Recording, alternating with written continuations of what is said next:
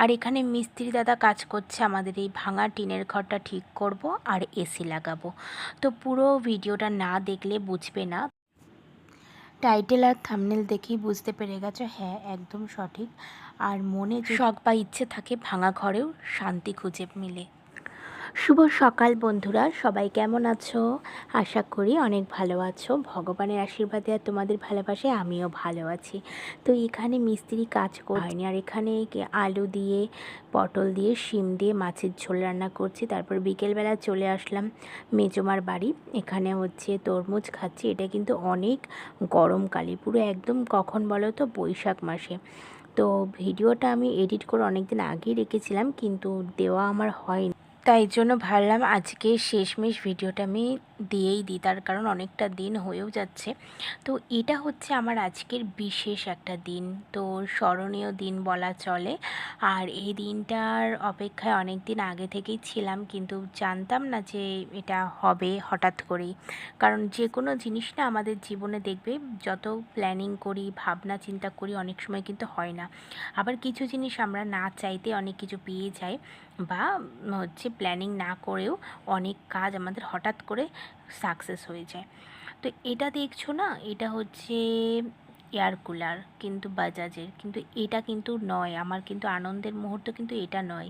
এটা আমি কোনো দিনই চাইনি, এটা আমি পছন্দও করি না। আমার হাজব্যান্ড আমাকে হচ্ছে সারপ্রাইজ দেওয়ার জন্য নিয়ে এসেছিলো, কিন্তু আমি এটা কোনো দিনই পছন্দ করি না। এটা আমার একটা অপছন্দেরই জিনিস বলা চলে।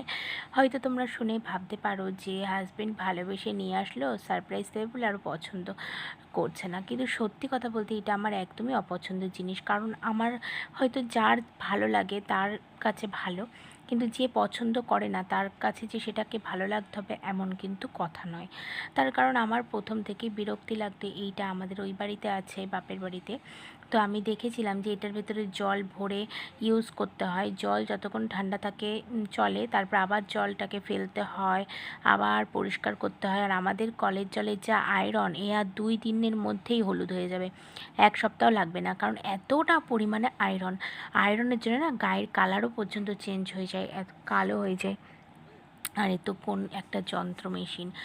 তো যাই হোক, আমার ভালো লাগছিল না। সেদিনকে আমাদের একটা নেমন্তন্ন ছিল পাশের বাড়িতে, সেখানে গেলাম, খাওয়া দাওয়া করলাম। পাশের বাড়িতে বলা চলে, কিন্তু আমাদের একদমই নিজেদের গোষ্ঠীরই লোক। তো এখানে হচ্ছে ও তেলাপিয়া মাছ কিনে নিয়েছিল। সেদিনকে দিনটা চলে গেছে, এটা পরের দিন সকালবেলার দিনের কথা বলছি। এই যে তেলাপিয়া মাছ নেওয়া হয়েছিল পুরো জ্যান্ত, দেখো একদম মনে হচ্ছে জলের মধ্যে খাচ্ছে। তো এইটা আমি রান্না করে নেব। আর স্পেশাল দিন বলা চলে এই যে আজকের দিনটাই, যেটা হচ্ছে স্মরণীয় দিন। তো এই মুহূর্তটাই আমি বলতে চাইছিলাম, আগেরটা নয়।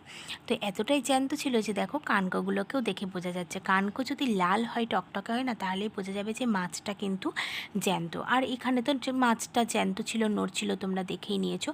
যারা জানো তারা তো সবাই জানো, যারা এমনও আছে আমার নতুন বন্ধুরা হয়তো অনেকে জানে না, তাদের জন্য বলে দিলাম যে কানকো কিন্তু লাল হলেই কিন্তু জানা যাবে মাছটা কিন্তু একদম টাটকা। আর যদি একটু অন্য কালার হয়ে যায় তাহলেই বোঝা যাবে যে অতটা টাটকা নয়, একটু অন্যরকম। তো এই যে আমি মাছগুলোকে একদম ভালো করে ভেজে নিচ্ছি, ভেজে টেজে নিয়ে কড়া করে, আর এই যে সবজি কেটে রেখেছি, এই সবজি দিয়ে রান্না করে নেব। তো যেটা বলছিলাম বন্ধুরা তোমাদের সাথে, তো ওই জিনিসটা আমার পছন্দ ছিল না, তাই জন্য আমার কোনো দিনই ভালো লাগছিল না। হয়তো আমার হাজব্যান্ড এনেছে ভালোবেসে, তাকে আমি নাও করতে পারছিলাম না। কিন্তু আবার কি বলো তো, যেটাকে মন থেকে ভালোবাসা যায় না সেটাকে কিন্তু মেনে নেওয়া যায় না, যতই সে একটা জিনিস হোক না কেন। এমন এমন জিনিস থাকে না আমাদের মধ্যবিত্ত ঘরে বা মধ্যবিত্ত সংসারে, যে আমাদের কিন্তু বারবার চেঞ্জ করা, বা একটা কিনলাম থাকে, আবার কয়েকদিন পর আরেকটা কিনে নেব। একটা নাইটি, জামা কাপড়, এগুলোকে ভাবা যায় যে কয়েকদিন পর ইউজ করব, তারপর তো পুরনো হয়ে যাবে, তারপর আবার অন্য একটা নতুন কিনে নেব। এগুলো তো চিরস্থায়ী না, আর এগুলোর দামও বেশি না। কিন্তু যেগুলো একটা মধ্যবিত্ত সংসারে ভাবনা চিন্তা করে কাজ করতে হয়, সেখান থেকে দাঁড়িয়ে এরকম একটা দামি জিনিস কিনে কয়েকদিন বাদেই যদি আবার কিনবো, এমনটা কিন্তু ভাবনা আসে না। সেই জন্য যা চিন্তা ভাবনা করব, আগে থেকে চিন্তা ভাবনা করে ভেবে করাটাই ভালো। তো এই দেখো স্পেশাল জিনিস আমার চলে এসেছে, এটাই আমি পছন্দ করছিলাম। কিন্তু গরমের মধ্যে, একদম গরমে আমাদের অনেকে বলেছিল যে গরমের মধ্যে না কিনে শীতে কিনলে দামটা একটু কম হবে বা অনেক রকম, কিন্তু যেটা কোম্পানির মাল সেটা কোনো দিনই 5-6 হাজার টাকা কমে দেয় না, হয়তো কিছুটা কম হয়। আর তোমাদের সাথে কথা বলতে বলতেই দেখো আমার সবজি তরকারিটাও ফুটে গেছে, সেদ্ধ হয়ে গেছে। এবার শুধু মাছগুলোকে ঢেলে দেবো। ভাবছো না তেলাপিয়া মাছের ঝাল ছাড়া এটা কেন করছি? এটা আমার শ্বশুরবাড়ির রান্নার, তো এই রেসিপিটাই সবাই খায়, যার বাড়িতে যেরকম খায় সেটাই তো করতে হবে, তাই না? তো সেই জন্য ওটা করেছি, আর আমার জন্য একটু ঝালও করে নিই আমি।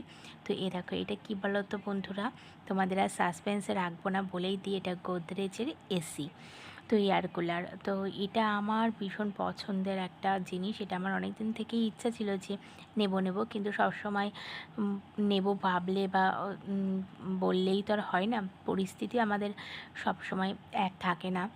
তার কারণ হচ্ছে আমার বিয়ে হওয়ার পর একটু গ্রামে, তো এখানে না, গ্রাম বলে বারবার বলবো না, আমার গ্রাম অঞ্চল ভীষণই পছন্দের এবং ভালো।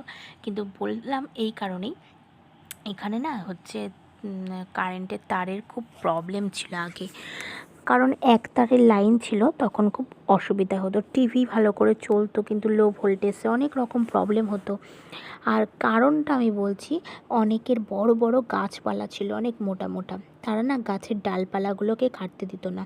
ওই হাওয়ায় তারগুলো নড়তো আর লো ভোল্টেজ হতো, আবার কখনো মানে হাওয়া আবার হতো, নড়তো, তখন আবার ভোল্টেজটা ঠিক হতো। কিন্তু গাছগুলো কাটতে দিত না কেন? কারণ গাছের অনেক দাম, সেই জন্য তারা গাছ টাছগুলো কাটতে দিত না। কিন্তু গাছ না কাটতে দিক, ডালপালাগুলো তো ছাড়তে দিলে ভালো, যাতে তারগুলো ভালোভাবে চলাচল করতে পারে, মানে তারগুলো লম্বাভাবে যেতে পারে, ভালো সব কিছু আর কি।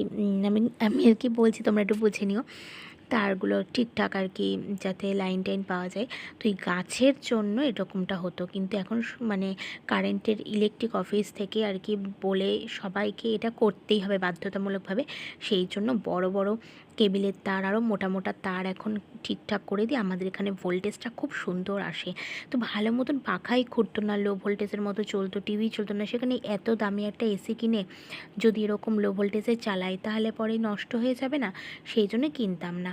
এই দেখো আমার মেয়েকে গরুর গায়ের ওপর তুলে দিচ্ছে, সেই কৃষ্ণের মতো। যাই হোক, তো সেই জন্য না এরকম যদি একটা দামি জিনিস কিনে যদি নষ্ট হয়ে যায়, সেই জন্য কিনতে চাইতাম না। আর সত্যি কথা বলতে না, আমাদের পাড়ায় এক তারের লাইনে না খুব প্রবলেম হতো, খুব অসুবিধা হতো ওই জন্য। তো যাই হোক, এখন ঠিকঠাক হয়ে গেছে, এই জন্য ঝটপট করে আমি এসিটাও কিনে নিলাম, আর গরমের মধ্যে বেশ ভালোই হলো। আর যাই হোক, এখানে ভিডিওটা শেষ করছি।